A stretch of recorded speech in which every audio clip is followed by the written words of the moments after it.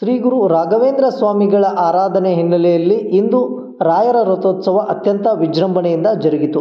ರಾಮದುರ್ಗ ಪಟ್ಟಣದ ಪಡಕೋಟಗಲ್ಲಿಯಲ್ಲಿರುವ ಶ್ರೀ ರಾಘವೇಂದ್ರ ಮಠದಿಂದ ಪ್ರಾರಂಭವಾದ ರಥೋತ್ಸವವು ತೇರಬಜಾರ ಕ್ರಾಸ್ವರೆಗೂ ತೆರಳಿ ಮತ್ತೆ ಮರಳಿ ರಾಯರ ಮಠಕ್ಕೆ ಬಂದು ತಲುಪಿತು. ರಥೋತ್ಸವದಲ್ಲಿ ಭಜನಾ ಮಂಡಳದ ಮಹಿಳೆಯರು ಹಾಗೂ ವಿಪ್ರ ಸಮಾಜದವರು ಸೇರಿ ಭಜನೆ ಮಾಡುವ ಮೂಲಕ ರಥೋತ್ಸವಕ್ಕೆ ಮೆರುಗು ತಂದರು.